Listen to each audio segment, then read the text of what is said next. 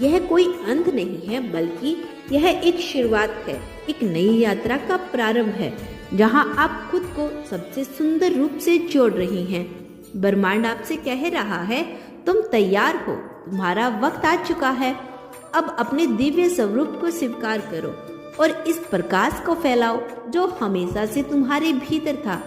जब आप इस दिव्यता के प्रकाश में खुद को डुबो देते हैं, तो आपको महसूस होता है कि जीवन के सारे उतार चढ़ाव केवल आपकी आत्मा को मजबूत करने के साधन थे।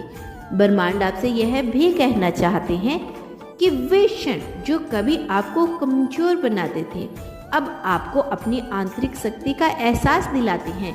यही है दिव्य मिलन की सच्ची अनुभूति, जहां आप अपने अतीत को गले लगाते हैं, अपने वर्तमान को पूरी जागरूकता के साथ जीते हैं और अपने भविष्य के प्रति अस्वस्थ रहते हैं। इस यात्रा में सबसे खास बात यही है कि आपको किसी बाहरी परिणाम या मान्यता की जरूरत नहीं होती।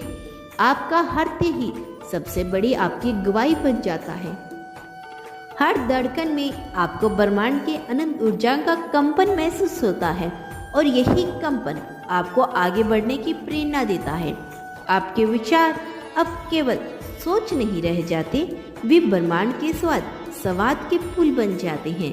आप महसूस करते हैं कि जब आप किसी सकारात्मक विचार को अपनाते हैं, तो ब्रह्मांड तुरंत उसी ऊर्जा को आपके जीवन में लौटा देता है। ये वो जादू है जो आपके दिव्य मिलन के साथ आता है और ब्रह्मांड अब अलग नहीं रहे।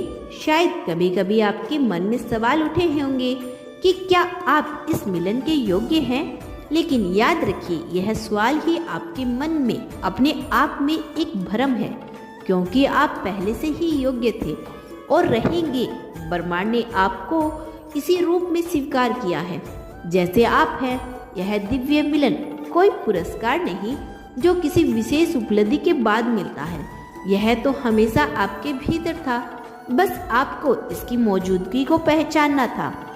अब जब आपने इस दिव्य सच को महसूस किया है, तो अपने भीतर झांकें और देखें कि आपके अंदर कितनी शांति, प्रेम और करुणा है जो कहीं छिपा हुआ था।